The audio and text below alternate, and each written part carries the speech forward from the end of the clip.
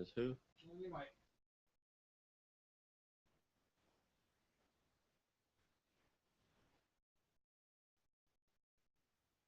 You're listening to Rodney Rogers Outdoors Radio, where we turn it upside down and look at the outside from the inside out.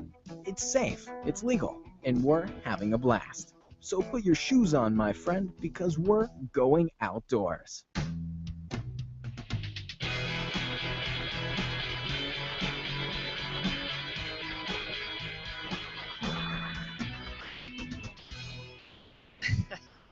Good evening, outdoors. I'm Rodney Rogers. You're listening to Rodney Rogers and watching, by the way.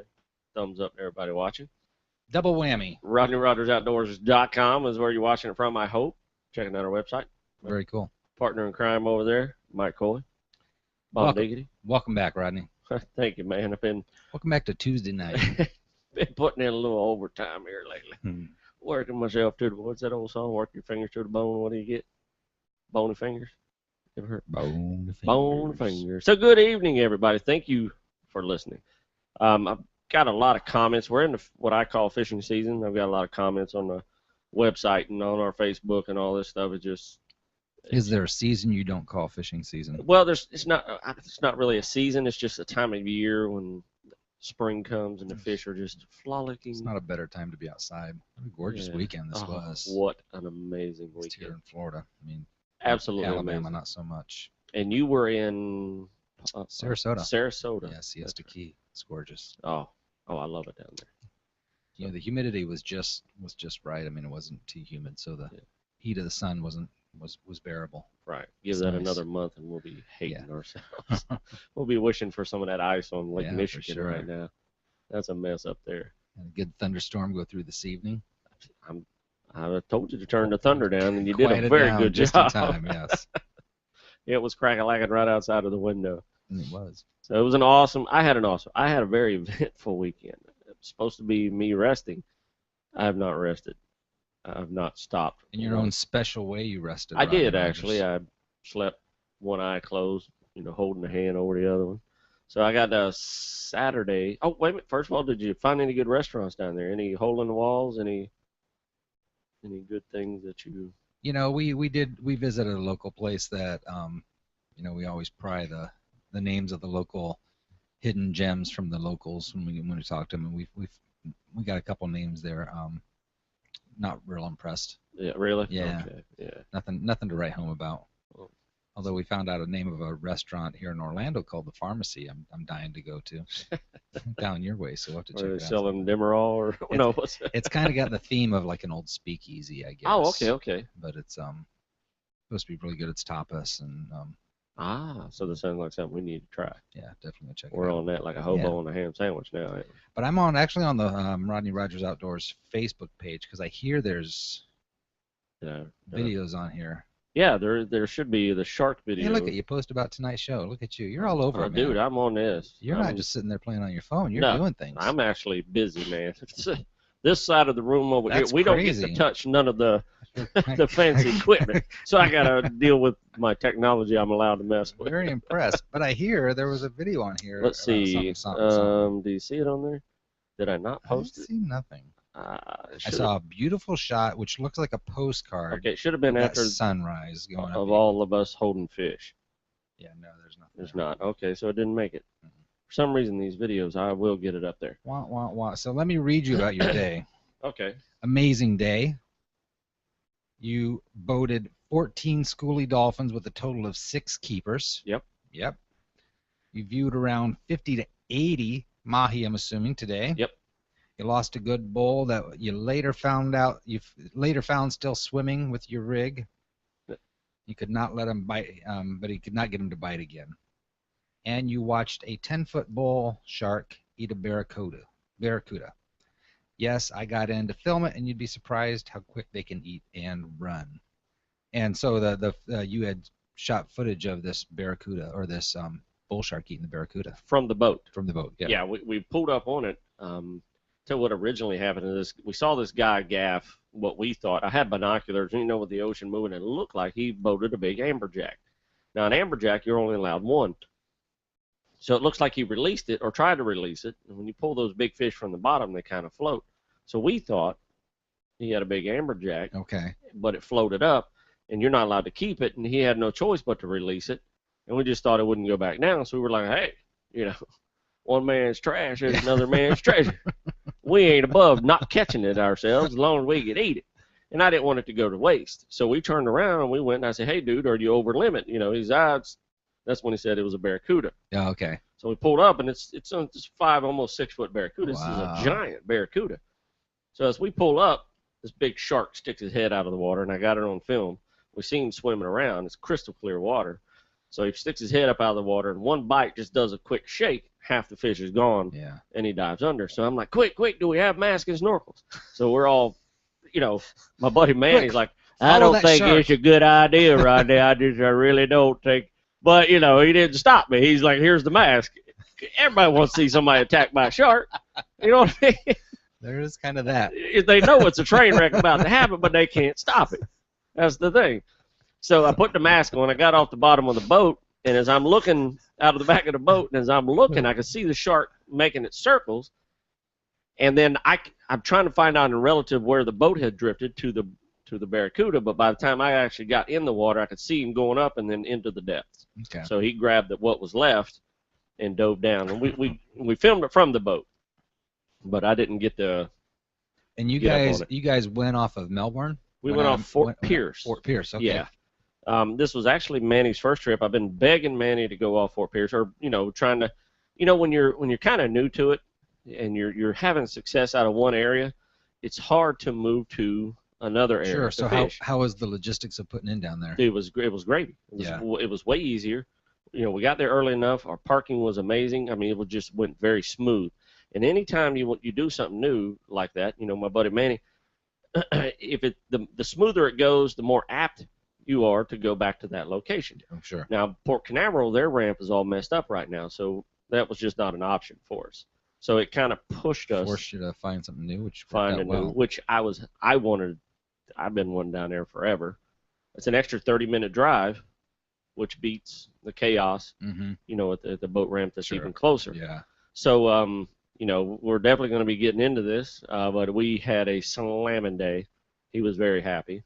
We 6 of you on the boat? Five of us. Five of you There was on the 5 boat. of us, and at one point, it was just chaotic. Anytime you have those mahi around the boat like that, you do what's called the mahi two-step. Mm-hmm. Mm-hmm. And you've seen it. You've I been have. there. And there's just no way to avoid it. And he's like, let's just calm down.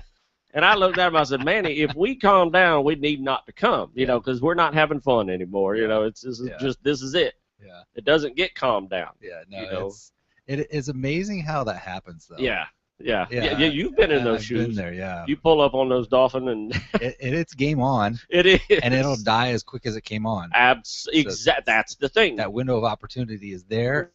It's and then that it's big. gone. I mean, it's that big. Yeah. And as quick as you see him is as quick as you can lose him. And he knows that. Yeah, and so you have to have that technique down of, Right. like you say, getting one on the line, keeping it in the water. Right. All those things. Yeah. It was. I mean, we pride ourselves on being a very efficient team.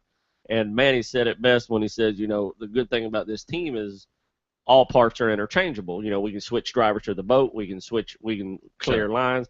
Dude, I mean, this was our first trip out. It was like Abbott and Costello. I mean, it Circus was music. It was the Bad News Bears, Benny Hill kind of thing. You know what I mean? Exactly. It was chaotic, but it was awesome. That's awesome. I mean, to see, I wish everybody could experience the mahi two-step, and actually see those beautiful fish just right off the bow of the boat. Crystal clear water. We were 23 miles out in 550 feet of water. Wow. It was amazing. We hit the second weed line. We passed the first one at about 14 miles out. Now, were they all mahi? All the fish we caught were mahi. Yeah, that was all mahi. I mean, they were all what's called schoolies, so they're in the 3, 4, 5 pound range. Sure. We nailed a couple big gaffers, what they call gaffers, which are mahi, that you're willing to gaff and throw in the boat, and they broke loose. So that. Did you see or snag anything other than mahi, or was that pretty much all? Oh no, we saw triple tail. We saw other fish. We started out on the trolling, which is what what you normally always do. Mhm. You hit that weed line and you start trolling up Right. and down.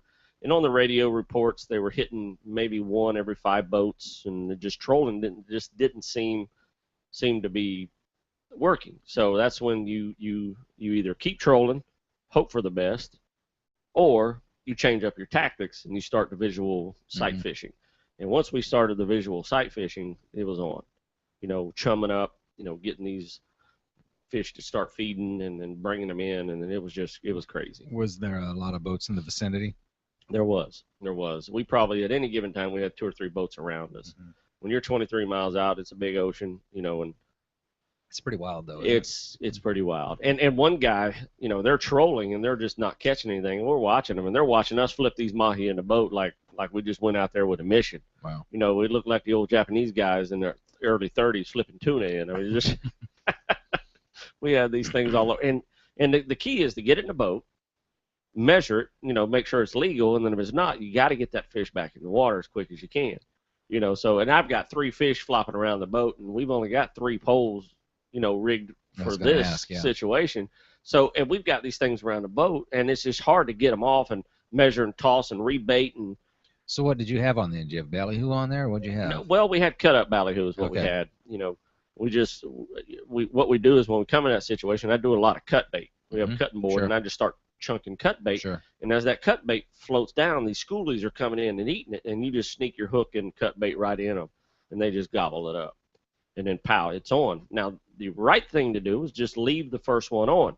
But we were so excited, I'm screaming, leave it in. And he pulls it out. It's in the boat, and he puts it back in, and he's flopping this fish back, and I said, give it here. We'll leave the net, So, yeah. It's fun. It was awesome. That kind of day, I mean, when you're experiencing something new like that, that's the day you want. Yeah. That builds the excitement. Sure. That starts the addiction. The addiction. That's great, yeah. And then it just carries on. Eventually, we're going to have a day where we don't boat a fish. It just hasn't happened yet. Knock on wood. And I know it's going to. And the limits on mahi. What's the mahi limits per person? 10 per person, 60 per vessel. Okay. And they have to be 20 inches from the nose to the fork. Now, anytime you measure a fish, you have what's called a tail measurement, where you squeeze the tail, and it's from the tip of the tail to the nose, and then you have a fork measurements, where the fork is open, like mahi or kingfish, or then it's to the center of the fork to the nose. The tail doesn't count. So it's different on different fish. Right. Exactly. It's different on different fish. So it's important to know that measurement. Yeah. You don't want to be, because that's a 2 or 3 inch difference. Yeah. You don't want to pull in with 10 fish 3 inches under limit, because they will nail you to the wall. Okay. So it's important to have that, that measurement and be on top of it. And you need to update those whatever rules you have every year. Mm-hmm. They change every year. Mahi's been the same for several years. So, snook, snapper, redfish, those slot limits change. And a Florida fishing license covers everything, right? Absolutely. Yeah. Saltwater. You got salt and fresh. Okay. Salt and fresh. And one of the cool things is now you can, used to they give you a paper license, but if you get your license online now, you get the option to pay $4 and have it in a credit card style. So you pay the extra $4 and it doesn't fade. Yeah. That's cool. Yeah, so I did that this year. So how does a charter company, when you go down and takes passengers on, those passengers don't necessarily have to have their license? If you're a charter company, then you have the captain's license covers X amount of many people. Okay. It'll cover up to 4 or 5, depending on size of vessel. Okay. So that'll cover the license for those people. And they're applied for those, whatever the limits are per person. Still, right. And it used to be, and they just switched it back. I don't know the exact logistics, but I remember reading it. It used to be that the captain could be included in that limit. Meaning, if you were the captain of the boat and there was 2 per person, you could catch an extra 2, and the captain and the mates, and then they took that away, where the captain and the mates limit did not count, which I feel is right. If they're not fishing, it's only helping the fishery. But then they reenacted that. So I don't know if it's certain fish or certain places. So it's important to look at those. The captain will always know, because when it comes down to the nuts and bolts, the captain is the one who's going to get the sting for it. because he's going to have the Sure. the onboard license. So an amazing weekend. Sunday, I went to the Leesburg Bike Fest. Had an amazing day Sunday. I didn't realize that was as big as it was, but went with our buddy Mike and woo, Good times. good time, Good man. weather, good times. Yeah, it was beautiful weather, awesome ride. As always, if you're on the bike ride, excuse me, it's a great ride. My battery died. I had to go buy a motorcycle Oh, battery. it did, really? Yeah, it did. Oh, boy. Sitting in the garage, it just, the weather hasn't been perfect and moving and working. So my wife did her trial at the Rodney Rogers Outdoors I saw that. I spokesperson. was going to ask her if I could post that. I almost posted it, Right. but I'm like, you know what? I don't know. Right. I don't want to offend you. No, You know, heck we love no. you, Are we you don't kidding like me, man? That to me, me. I was just impressed that she picked that thing up. Just we were out.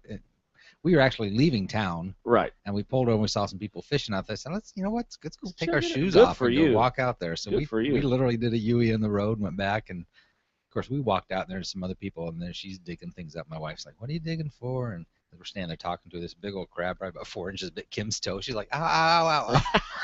And you see this thing scurry off. Right. The lady's like, "I wouldn't be out here in my bare feet."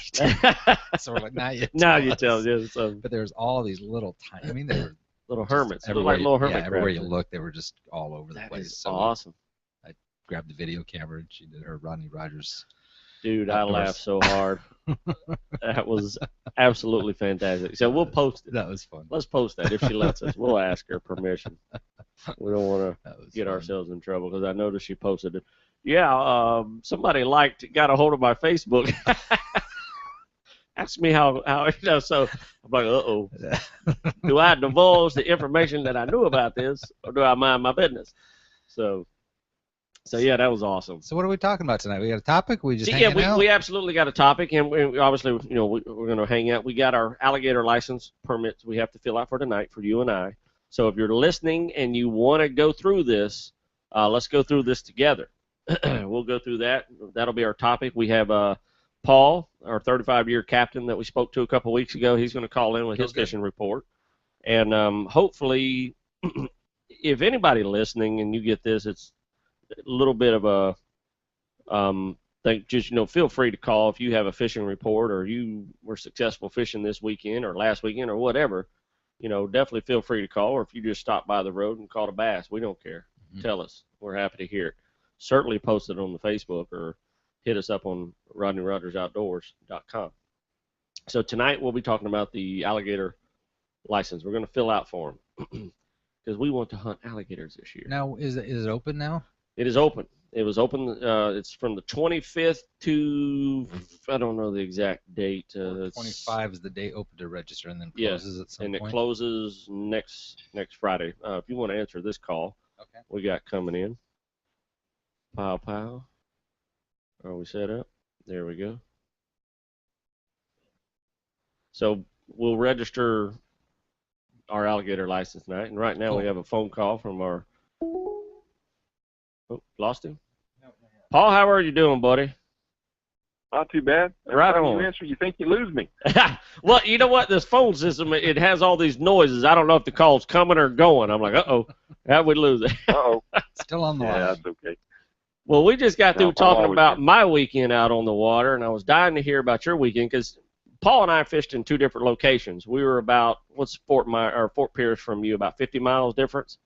What'd you say, maybe 60? Yeah, I reckon 50, 60 miles, somewhere in that area. And Pretty for about right. everybody listening for the first time, my addiction started with offshore fishing with this guy on the line right now who's been a captain probably 30, 35 years. Am I shooting? Am I close? I'm dating myself, but yeah, about 35 years now I've been running So, offshore. you Unfortunately. Yeah, and Paul got me hooked on Fort Pierce. That's where we started fishing. My first 10 or 15 trips were out of there. For the first, Yeah, that's my favorite inlet. for the first 3 or 4 or 5 years, that's just where I learned to do my offshore stuff, and Paul definitely taught me. So that's where I was this weekend. Paul was out of Port Canaveral, which is right here just east of Orlando, and he was on his big old boat. And how'd you guys do? I mean, what'd you guys fish? I know you and I haven't got a chance to talk, so I was kind of hoping to save it Yeah. for the show, so I'm glad you called. Yeah, no, we did pretty well. We went out, headed out. We took Andy with us, and we had a couple other people. They brought their wives, so we had three girls on the boat, and none of the three had ever been offshore fishing. Nice. And Big Steve, he came out with us, and it was his first trip on the boat too. Oh, right on. But yeah, he was super excited, and having Steve on the boat was better than the last time we went out when it was just me, the only one that knew how to fish, and everybody else was novices. Steve is Paul's first mate, and I'm gonna tell you what, when it comes, there's no better first mate. Right. Yeah, I mean that's where I've learned, from Paul and Steve is absolutely where I learned everything about so far. I'm learning. Paul's still teaching me every day. Every time I go offshore and I go, hey man, this is what I did, what I do wrong. And he goes, well, you should have did this, or this is why that worked, or something like that. So sorry about that. I'm just trying to keep everybody abreast of our whole situation here. Yeah, no, not a problem, man. But we had offshore. We went out. This time we didn't go at 8A or anything. We just had a dead flat east. I had been reading some reports online about a lot of mahi being caught on, Wednesday and Thursday. Everybody was loading the boat, so I had some pretty high expectations on it. And we got out, I guess we went a good 120 foot of water before it started clearing up on us. And we finally dropped in, and I just couldn't find any weed lines. It was scattered weeds everywhere the whole day. And just nothing really up. I know down by you guys found a weed line from what I understand. I talked to Manny last yeah, we had actually found two weed lines. Two solid, really nice weed lines. Yeah, up where we were at, there just wasn't. The winds had blown them all out, I think. Just that much further north made that much of a difference, too. Yeah, our winds were super calm. I mean, the seas were super flat. We basically all we dealt with, Paul, tell you the truth, are swells. We didn't have a lot of we hit one weed line at about 160, and the second one was at 550. Yeah, and usually those secondary weed lines out of Fort Pierce will do really well. I've caught some of my biggest dolphin in about 600 foot of water out of there. He got excited when we saw that first weed line, and I said, dude, just keep going. Trust me on this.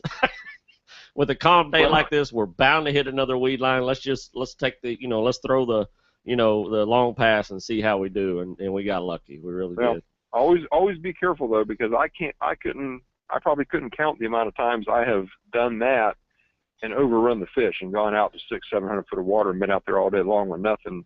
That's what I was afraid of. Only to find that the first weed line had, a billion dolphin on it. Yeah. So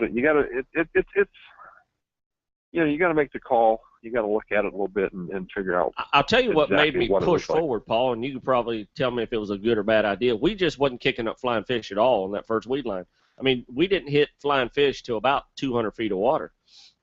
I mean, if there's no bait on it, there's no fish on it. Yeah, and we had heard people yelling, that they just weren't hitting nothing at the 160. So I said, man, we're not hitting flying fish. So the signs point that we need to keep moving. And fortunately, we did. Yeah, always watch for bait. That's the key. One of the dolphin we caught this weekend, when I filleted him, I cut his stomach open. I always cut their stomachs open when I do that to see what they're eating. To just kind of keep abreast of what they're keyed in on right now.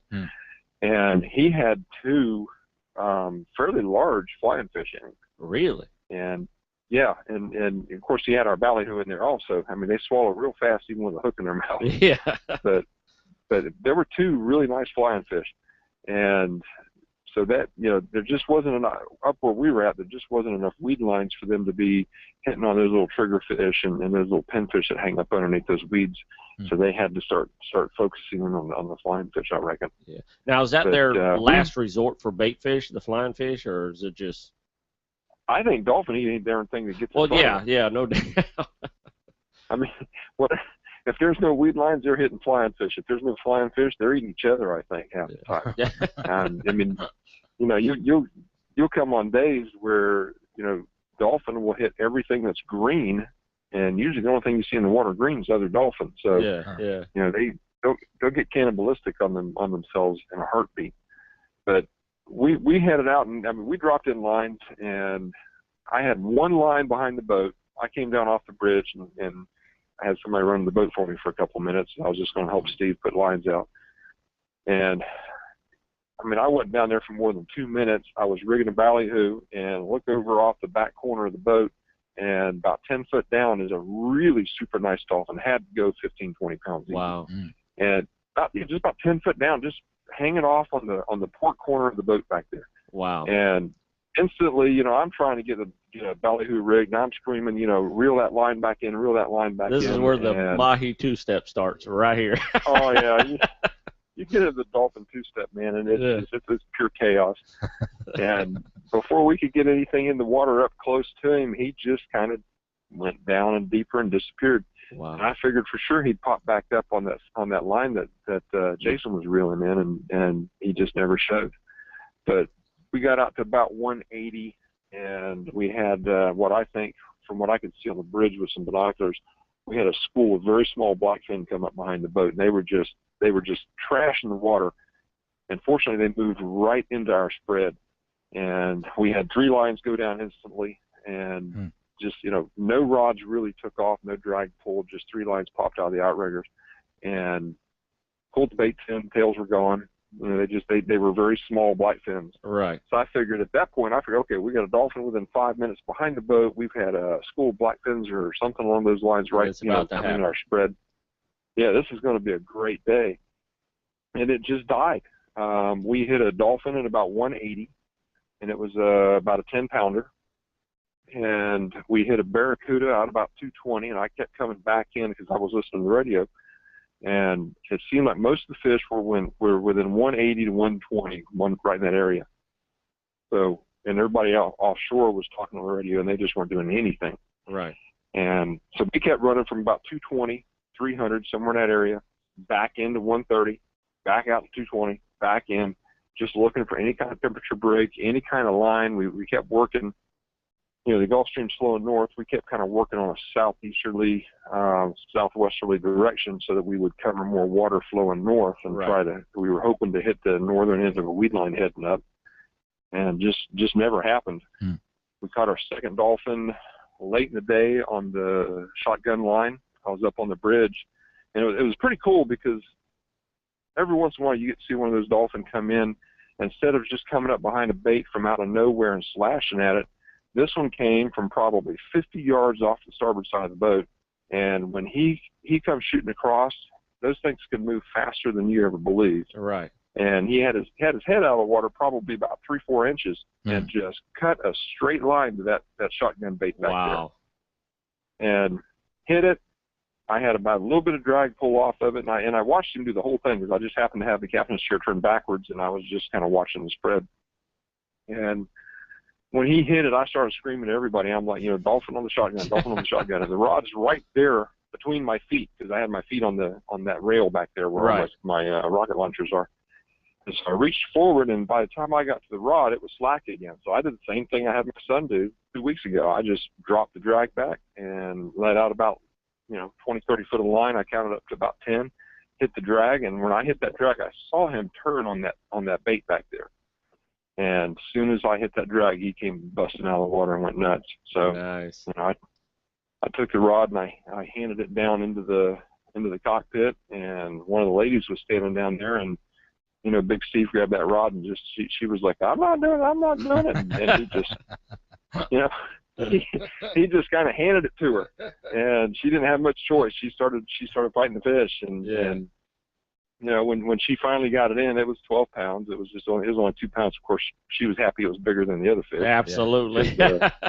Because fellow named Floyd was on the boat, and he caught the first fish, and he's a big old boy. I'm a little over 6 foot, about 220, and he made me look like a little guy. I saw it was a pretty big fella standing there. Yeah, he's a big guy, and she caught a little bit bigger fish than he did. So she I don't think she's going to ever let him live that one down. Nice. But it just we caught a barracuda after that one, and it just nothing. And about 3:30, I called it a day. We pulled lines and the seas had settled down a little bit. They'd been a little bit rough during the day, and they kind of kicked up and down a couple times, and I guess you get on the edge of the stream, it'll kick on you a little bit. Yeah. And everybody in the boat except me, obviously, they grabbed a beer and we just puttered back in towards shore again. Nice. So it was a good day overall. You caught fish, you put them in the boat. Yeah. We caught fish. We got back to the to the marina, backed into the slip. I've got a nice little barbecue grill. I filleted the fish while everybody cleaned the boat, and we pulled the barbecue grill out and put it into a rod holder, and we started soaking mahi in Italian dressing. It doesn't get more fresh than that now, does it? Buddy, I'm telling you what. You're cooking it still on the boat. That's fresh. That's awesome. Yeah. Yep. I mean, it just we had a good time and just hung out on the boat till real late at night, and killed a couple bottles of wine and ate a lot of mahi. That's awesome. That's awesome. Yeah. I sent you pictures of ours. I cut ours open to see what they were eating, and they all had milk in them. So it was, they still had milk. Yeah. So they were. But I tell you what, nobody was hitting anything on the trolling. So we pulled up on these big mats and just started chumming, and here they come. You know what I mean? And yeah, that's what you got to do on days like that. If you've got big mats and just nothing around. That's what we had. We had mats that were 200-300 yards long and 30 yards wide. So I knew, we were going to hit something off of these, and that's just how we just started sight fishing, and we actually had a big bull as we were clearing the lines. We had a big bull come in and just snatched, he snatched our line and literally just took it right up under the engine and under the boat, and we fought him for a minute, and then he broke loose. And one of the cool things was we actually saw that fish about an hour later swimming with our rig in his mouth, and we saw that it was about 5 feet long and just a super nice bull. He was hanging around with another bull, and as we were throwing chunk bait in to see if we could get him to hit, these schoolies would take our line every time. So I mean, it was just wild. I mean, we saw probably 60, 70, 80 fish that day. Yeah, you get those, and that is one of the things I like about Fort Pierce. Fort Pierce is, you'll either come in wanting to figure out how to fillet a ballyhoo, or you'll come in and the boat will just flat be loaded. Yeah, it was. I tell you, Port Canaveral's. Go ahead. Oh, I tell you, we didn't have enough spinning rods on the boat. We had 5 people, and I didn't catch a fish because I was so busy baiting and measuring and tossing and taking fish off the hook. It was just, I mean, but you know how those mahi are. I had a white shirt on, Paul, and it looked like I had skinned a cow. Looked like I pulled a buffalo on board and just gutted him. If you got 5 people on board, you need 4 spinning rods, and one person needs to be designated, and you kind of got to discuss it at the beginning of the day, unfortunately, but one person needs to be designated. They're going to cut bait, they're going to take dolphin off the hook, and they're going to rebait, and they're just going to stand in the middle of the boat, and they're going to take care of everybody else. Yeah, everybody else catches fish. Well, you know me. Yeah, that's usually me. That's me. Period. I try to keep that going, and it was a really good day, and now we don't only have Manny addicted. He is now an official offshore junkie.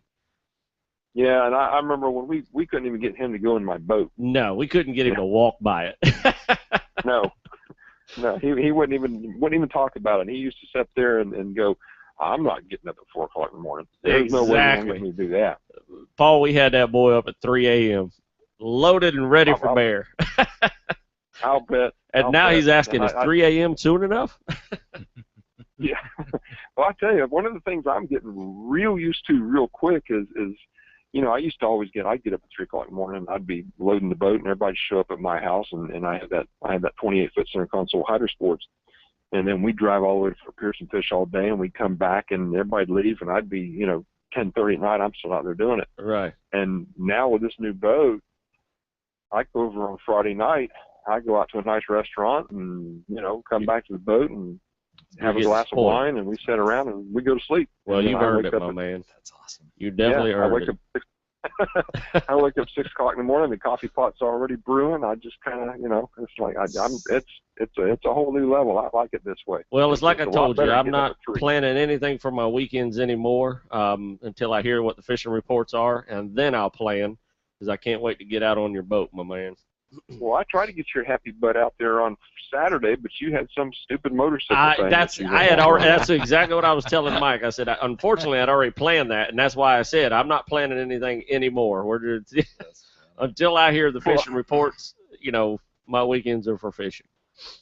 Well, my daughter's getting married Saturday, but I told her flat out, I said, if the seas are right, I might not be there to watch the game out. Paul, you better not miss that. I'm just going to throw that at you. Yeah, Yeah, there might be some repercussions off of that one. Yeah. Well, she's kind of tough. Well, I appreciate you calling, my man, Absolutely. and give Samantha a big hug and kiss for me at the wedding and tell her congratulations. Yeah, big time. I'll do it, buddy. All right, man. I appreciate the call, brother, and hopefully we got a report next week. Well, hopefully not, because that means Hopefully I didn't go not, to the wedding. Yeah. Oh, yeah. That's right. That's right on, my man. Well, have a good one, brother. I'm planning for the weekend after that one. So There you we'll go. see. I'm in. Thank you, bud. Thanks, you got Paul. it, buddy. See ya. Bye. And there you have it. So that was Paul's report. And I think one of the keys, I mean, you heard him. Then we're 50 miles apart, but we're essentially in the same Gulf Stream. It's a lot of tidbits you pick up on conversations like that. Absolutely. You know? I mean, even that conversation's chock full of tips and tricks and Just yeah, he's just absolutely 35 years of knowledge. I think that's awesome. you know, and I guess I'm such a rookie at this. You know, I try to squeeze it all in one day. That's great. I love it. So, well, cool beans, man. That's Paul's report. We got to call that Paul's report, or we're going to think of something about that. Some kind of a weird name for it. Now, does Paul run a charter company, or is this just his no, own personal boat? it's just his own personal boat. You know, and we all That's cool. basically he'll say, hey, you know, C's are great. Who's in? He'll text, Cool. you know, the first 5 or 6 people That's that say great. I'm in. Yeah. Boat's full. So definitely, and it's a 40-footer, so it's got a kitchen, a bathroom. You know, it's just got all the comforts of home. So great ride there. I can't wait to get on the boat. I've been on this boat just to visit, but I haven't been offshore yet. So anyway, without further ado, let's talk a little bit of gator licensing. We're gonna get into this, man. Let's get into this. Okay, Florida Fish and Wildlife, myfwc.com. That's where you want to go first. I'm taking notes, you know. Yeah, take notes. Now what we're going to do is we're going to click on license and permits. And as we click on that, it's going to pull up everything that we can possibly do, you know, information, the whole 9 yards. And what we want to do is click on, obviously, alligator. It'll give you the list of things you can do. So we're going to go down to hunting and fishing license. POW. Once we go down there, we're going to click on. Wish I could put this on the camera. Hope you're playing along at home though. Yeah. Not you. I mean, you can. Gator hunts for new applicants. Is that what I'm looking for? Alligator hunts, exactly. POW. And once you pop that on, it's going to give you all this information, cost. And what you're going to do is you're going to go all the way down to the bottom. You're going to see apply online. Hang on. You and I are on 2 different pages. See where you're at. I'm gonna back up here, Rodney. 'Cause Yeah, you, back you, up you one. were going way too fast. Okay. My little pea brain here. Okay.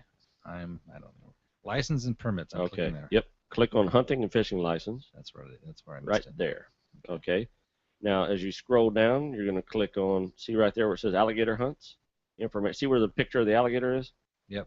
Halfway. Alligator hunts. Click on the alligator hunts.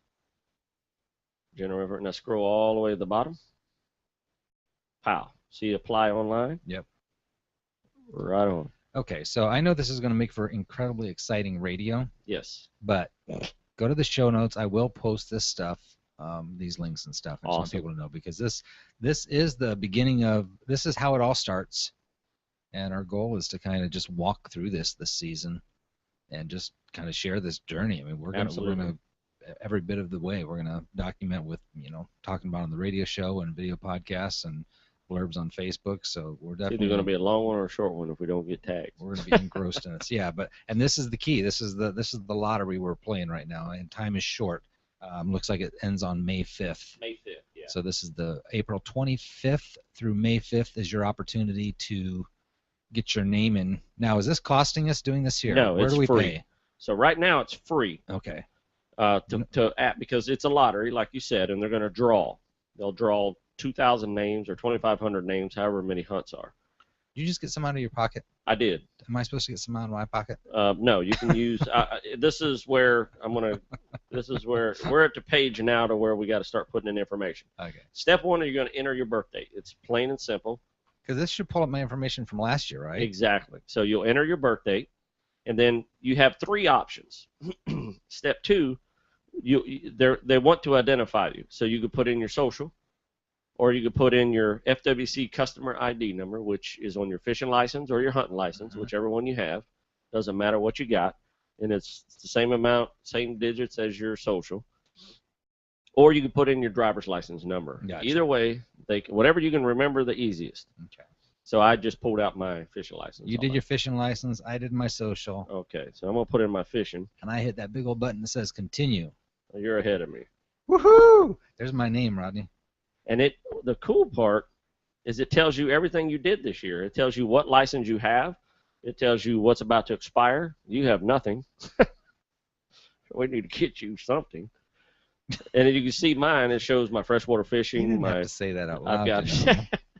I've got my management area permit, my waterfowl, my hunting, and it tells you all your expiration dates. Yeah, you're right. I've got nothing. You got nothing. Oh, you got nothing, Michael. Well, hopefully we're about to get some. So at the top of this page, you're going to see purchase license. Everything is in gray. You're going to see purchase license, apply for limited entry quota permit. So we're going to click on that. That's what we want. We want the apply. Apply for limited entry quota permit. And the only thing available right now is the alligator permit. When you click on that, you'll see. So we will click on that. Now, just so that people are not seeing this, obviously, it says permit price $271, application fees $0. Right.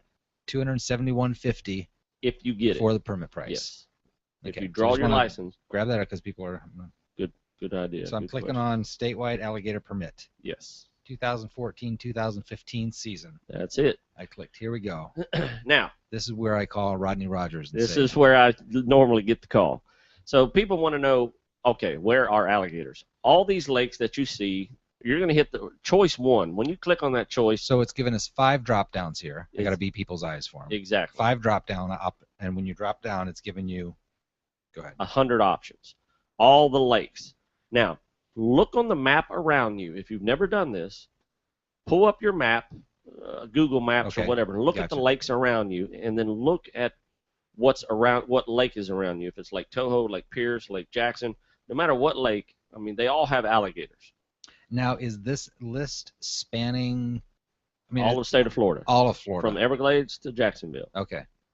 So they gator hunt even up. Oh yeah, northern. All of the state of Florida. Okay. So we are going to apply for Lake Toho, which is 5201. Should be. I'm going to take a shot here. It usually is. You are correct. There is 4 options for Lake Tohopekalaga. Lake Tohopekalaga. So we're going to go 5201 is our first pick. Okay. Why the other numbers? You going to explain that to me? Yep, I'm going to explain it to you. So when we pick that first drop down, it's going to put the season dates. So it's 8/15 through 8/22. That's the first 7 days. And then it starts again 9/12 through 11/1. Okay. Okay. So then our second. So that's the first. Those are your choices. That's when we ideally would like to go. Yes. You know what we're going to do? Tell me. I want you to put just like that. I'm going to change it up. I'm going to go for the second hunt or the third hunt. That's most likely to be available first. Pow. So I'm going to go backwards. I'm going to go from 5204 back. How's that sound? Don't give me bad information, Rodney. Nope. You're going to start from the top. I'm going to start from the middle. It's just going to better our chances. Okay. Okay. So my second choice, you want me to take the second Lake Tohopekalaga? Yep. You're going to take the second. Now that is 8/22 to 8/29. And now, obviously, I'm seeing that the second set of dates is just kind of an open season after they go through. Yeah. It starts 9/12 through 11. That's when everybody hunts. Everybody back in the water. Everybody back in the water. So I'm going to go. I'm basically just starting backwards is all I'm doing. Okay. I'm going to change it up a little bit. Okay. You can even type the numbers in if you know what they are. All right. Now you tell me. Yeah. Sorry about that. That's cool. So 5203. So then what do I do? 5203. I got. And you have to put in all 5 choices? Yep, you have to fill out all 5 choices. Now, the 5th choice, if you're like absolutely not sure where to go, pick another lake that's close to you.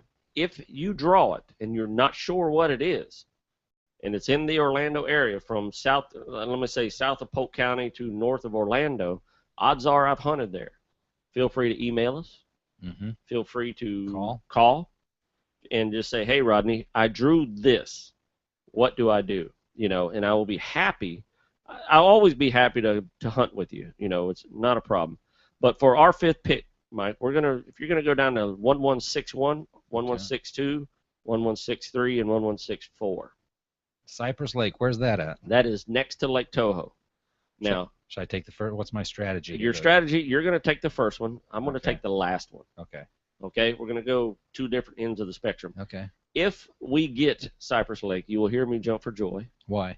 because there's very, very limited hunters in that lake. And I'm talking like 2. And there are very giant alligators in that lake. Okay. So you don't necessarily want to put all your eggs in that basket as No. far as chosen because of that reason. Exactly. If we get it, great. If we don't, it's no love loss. If we get it, we've got something. Okay. So this is our hunts. We've got the first 4 picks are all 4 seasons for Lake Toho. Okay. And basically what the state does is they'll pick your first pick. If it's full, they'll resort to your second, resort to your third, and that so forth and so on. So I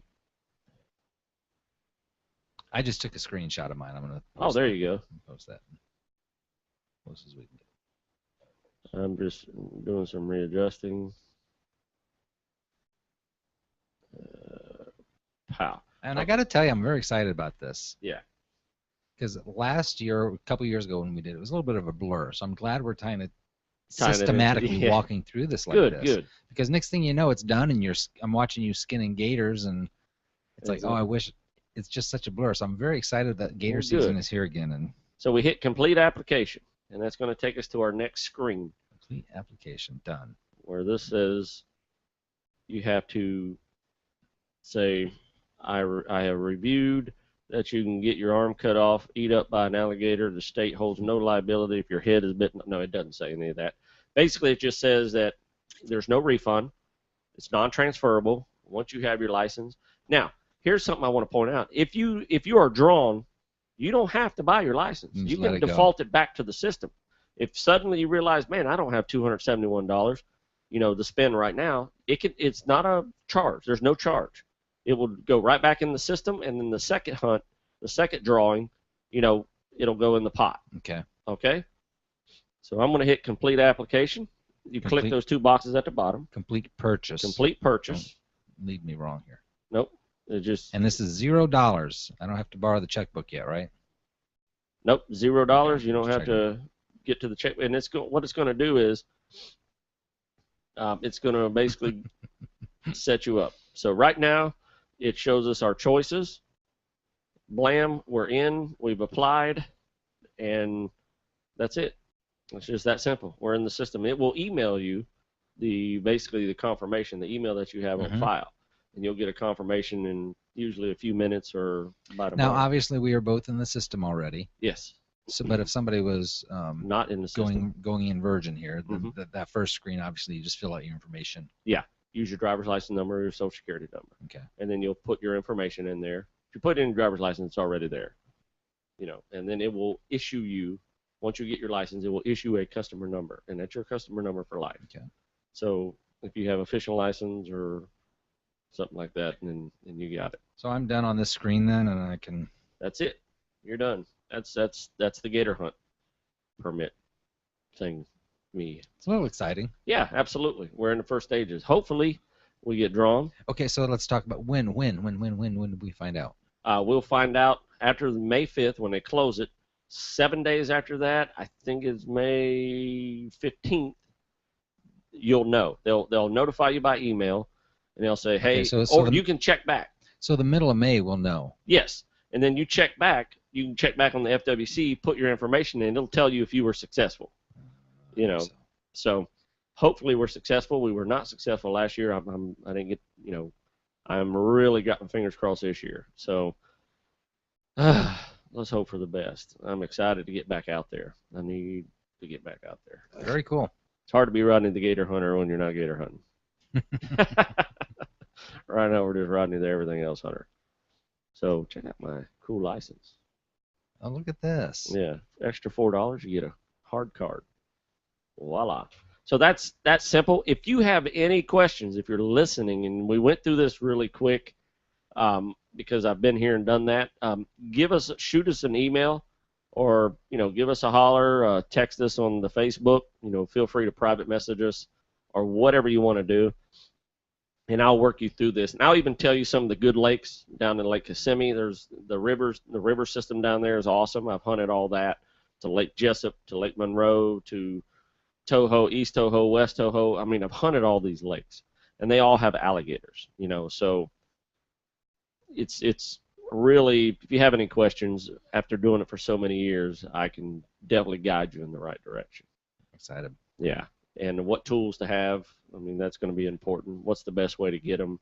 How to sneak up on them? What's the best thing to tell an alligator once you caught it? Hey, alligator, please don't bite me. Safety is first. Yeah. So I'm hoping to call the radio station 104.1 tomorrow. The SBK on the show wants to gator hunt, so I'm going to. Mr. Soul, Brother Kevin. Mr. Soul, Brother Well, Kevin. you tell him to watch episode number 26 of Rodney Rogers Outdoors, and I'll tell him everything he needs to get started. That's it. So you got 5 more days then, folks, to get online and get your alligator 5 days. application in. Yep. Free of charge. Get your name in. Put your name in the hat. And give us a call if you don't know where to go, what to do. If you draw a tag that you're not sure of and you go, I don't know how to do this, we'll be happy to hunt with you. It'll be fun. Yeah. It is a lot of fun. It is a lot of fun.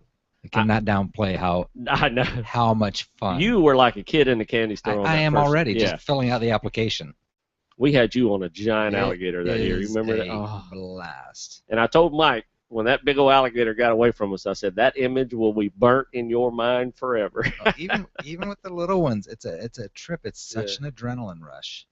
It's crazy. And just to be in the middle of a lake and when it's pitch dark and just. Do we have enough footage to put another little thing together? We might. We certainly have enough footage. Yeah. Yeah. Remember that little exciting little 1 minute tidbit? Yeah, we shot a lot of footage. So maybe we can put something together again. All right, buddy. Good evening. Good evening. I'm glad we made it this evening. Yeah, that's a good evening. It's a good start for gator hunting. So. Yeah. So get your bang sticks ready. Yep. So there you have it. And as my mom always said, and I've said a million times, you kids get outside and stay. You betcha.